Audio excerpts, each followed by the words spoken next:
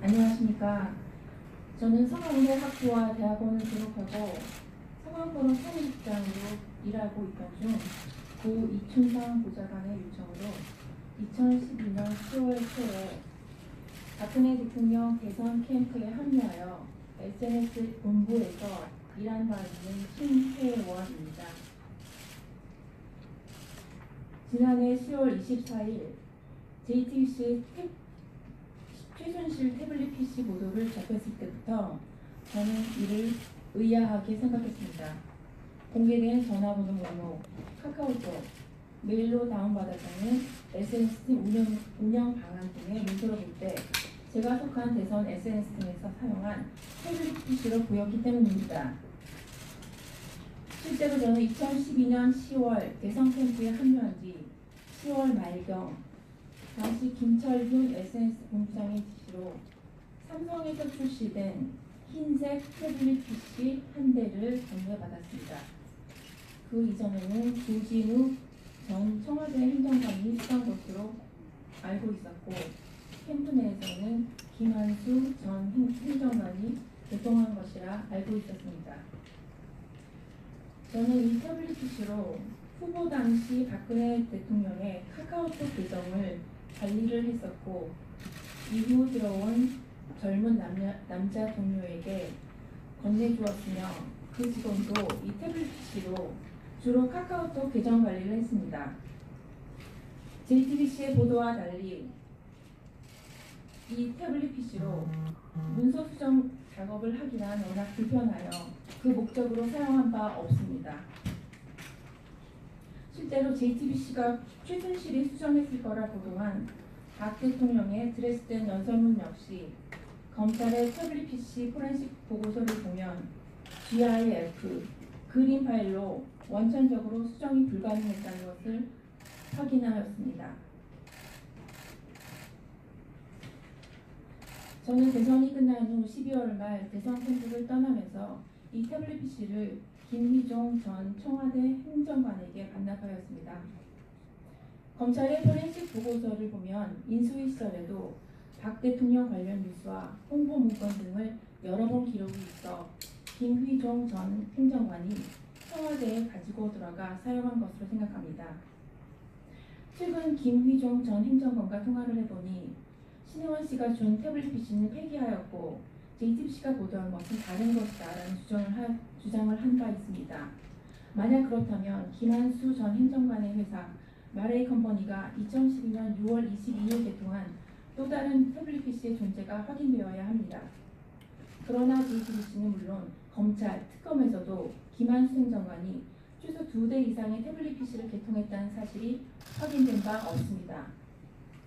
김한수 전 행정관은 최근 박근혜 대통령 재판에 증인으로 출석하여 2012년 6월 22일 태블릿 PC를 개통한 뒤 이춘상 보좌관에게 주었다라고 증언했습니다.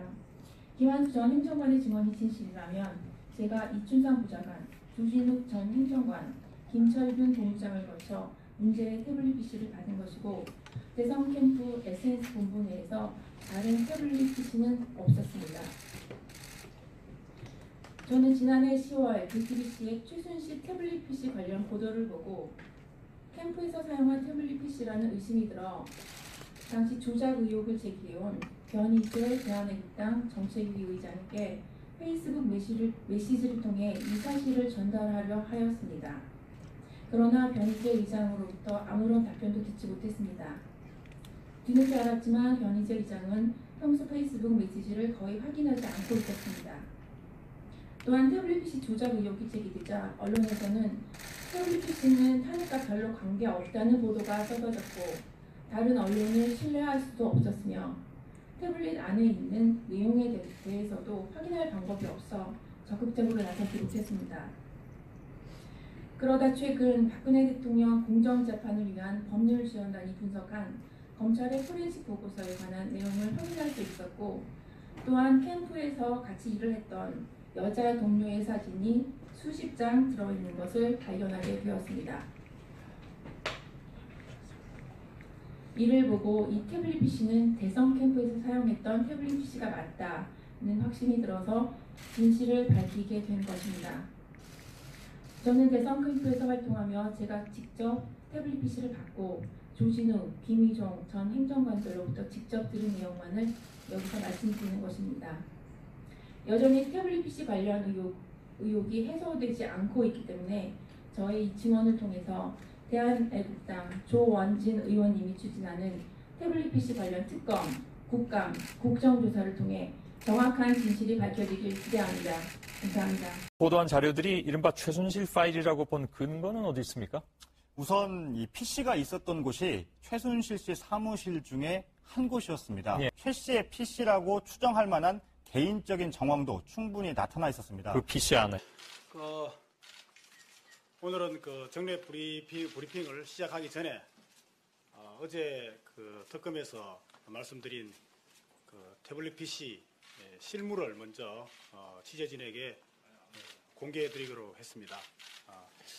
이 태블릿 PC와 관련된 그런 논란들이 있을 수 있을 것 같아서 저희들이 실물을 직접 가지고 있다는 것을 오늘 직접 압수할 때 있었던 수사관과 같이 대동해 왔고 실물을 우리 부대변인이 직접 보여드리도록 하겠습니다. 잠깐만 보시고 바로 올라가도록 하겠습니다.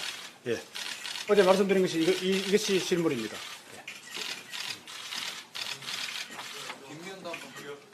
예. 네. 기종? 네.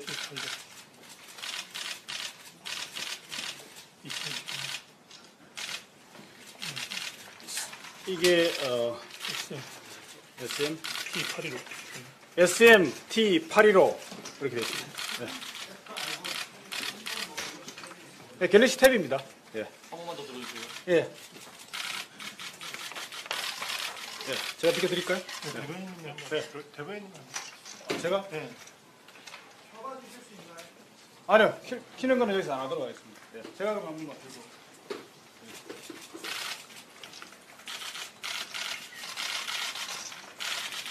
네, 됐습니다. 태블릿 PC가 논란이 되고 있습니다. 검찰에서 최순실 거라고 발표를 했습니다. 국민들에게 설명을 좀 해주십시오. 그게 왜 최순실 건지. 그 부분에 대해서는 이미 특별수사본부에서 서울중앙지검에 설치되었던 특별수사본부에서 수사를 할 때 이미 공보를 충분히 했었던 것으로 저는 생각을 하고 있습니다. 서울중앙지검의 특별수사본부는 태블릿 PC에 저장된 각종 자료 등 다수의 증거를 분석한 결과 최순실이 태블릿 PC를 사용한 것으로 판단하였던 것으로 그렇게 보고받았습니다. 개통자는 개통자라든지 구체적인 돈을 이 태블릿 PC 사용 구입이라든지 이런 부분에 대해서는 저희들이 현 단계에서 그 부분에 대해서는 아직 확인을 하지 못했습니다. 통신사에 이제 등록을 해서 사용한 태블릿 PC인데 그 개통자 명의 정도는 금방 확인할 수 있는 건데 확인이 되냐는 질문입니다. 그 관련된 부분은 다 확인되어 있습니다.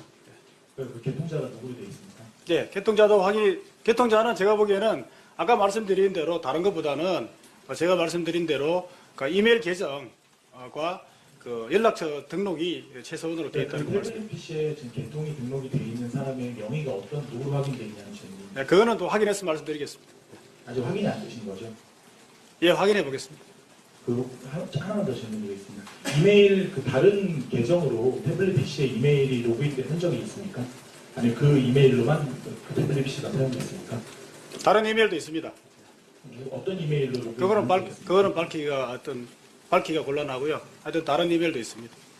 그 태블릿 PC를 처음 받게 된 그 기자분이 진짜 진실을 밝혀주셔야지 어떤 자꾸 말을 바꿔가는 그 기자분이 직접 이 자리에 나와서 그걸 명확하게 설명을 해주셨으면 좋겠습니다. 그리고 저에게 연락을 받았다는 JTBC에 연락을 받았다는 그분도 나와주셔서 정확하게 제 전화가 맞는지 아니면 저의 음성이 맞는지 그걸 명확하게 확인을 해주셨으면 좋겠습니다. 어쩌면 태블릿 PC 따위는 필요 없었는지도 모릅니다.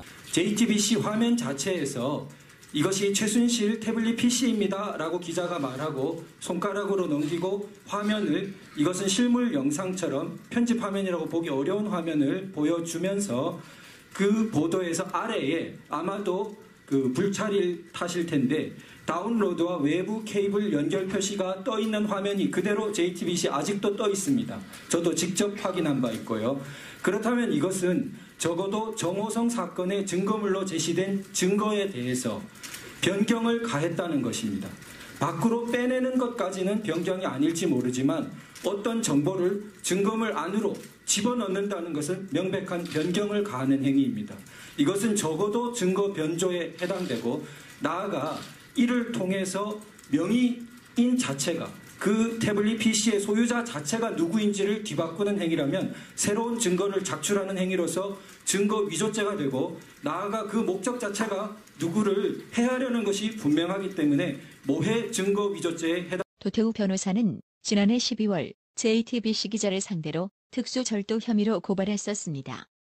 그런데 이를 서울중앙지검이 불기소 처분을 내린 것으로 확인되었습니다. JTBC 기자들을 고발한 당사자인 도태우 변호사는 피의자들에 대한 고발을 각하한 검찰의 결정을 납득하기 힘들다면서 불기소 처분 사유가 납득되지 않아 지난 7월 27일 고등검찰청에 이미 항고했다고 밝혔습니다. 지금 이 탄핵이 태블릿 PC에서 시작이 됐는데 오늘 너무나 충격적인 이야기를 하는 겁니다. 검사가 일어나더니 저 재판장님 태블릿 PC가 사실은 그 속에 검사해 보니까 자료가 아무것도 없습니다. 네. 그래서 제출을 할 수 없습니다. 세상에 이런 말이 어디 있습니까, 여러분? 에? 태블릿으로 시작해서 대통령을 탄핵시켜놓고 여태까지 떠들면서도 대한민국의 검찰이 그거 태블릿이라는 거는 1분 30초면 그거 누구 소유고 누구가 어떻게 되는지 다 아는 거 아닙니까? 예, 예. 그런데 불구하고 지금 몇 달이에요, 몇 달? 예? 작년 그러면 그게 8월, 9월 이렇게 해서 시작이 됐을 적에 태블릿이 터진 거는 10월 달인가요? 그러면 그렇게 해가지고 지금까지 제가 11달 정도 되는 것 같아요. 그걸 검찰이 감춰대는 거 아닙니까? 맞아. 그리고 아무것도 없다는 걸 이제 와서 발표를 안 되면 맞아. 그럼 국민들은 뭡니까 도대체? 아, 그것 때문에 탄핵이 되는데 그것이 아무 내용이 없다는 이야기는. 그래서 자료를 제출을 못 하겠대요. 그래서 그 판사가 뭐라고 그랬습니까? 대답 없어요. 거기에 대답 없었죠. 네, 그렇습니까? 그러면 이제 그 몰랐죠. 변호사 측에서는 어떻게 그래서 거기에 대한. 변호사님께서도 네. 말씀 안 하신 뜻은 이미 다 알고 있었고 수차례 제출했었고 우리들이 웅성대고 야단하니까 그렇게 이제 저기 유 변호사께서는 알았다는 웃음으로 답을 하신 거죠. 그게 뭐예요? 너희들 그럴 줄 알았어. 그래 너희들 지금 할 말 없지? 검사들이 뭡니까? 대한민국 법을 집행을 하고 대한민국 법으로다가 이 나라를 이끌고 가는 3권의 그 주체 아니에요? 사법, 분립해서 예, 입법, 사법. 사법, 행정. 예? 예, 그럼 사법. 사법부가 애초에 시작 때 그거를 밝혔어야 될 부분을 지금까지 끌고 와서 이제 자료 없다. 그리고 또 유 변호사께서 그거 있죠. 녹취록. 예? 네. 그 뭐 2,000건이나 된다는 거. 예. 그것도 계속 자료 제공해달라고 했거든요. 예. 그러면 녹취록 부분도 이제 없다 갈 것이죠. 없다 그러겠지. 그거 네. 나야 나면 지금 뽀롱 다 나니까 맞아. 다 특검들하고 다 감옥에 다 가야 돼. 예, 지금 이번에 가사는 이거요. 한둘이가 아니에요. 그러면 손석희는 뭐고요? 예? 지금까지 해온 그 방송들은 뭐고? 기자들 뭐고? 예? 사진 기자들 뭐며? 이 대한민국이 어떻게 이렇게 돌아갑니까? 이건 세계의 해외 톱픽감이에요. 해외 톱픽감. 세계. 그럼 저들은 그거 다 알고 있는 거 아니에요? 그리고 오늘 우리가 기자들 보고 막 그랬거든요. 야, 태블릿 가지고 대통령을 탄핵시켰는데 태블릿 기사 똑바로 써.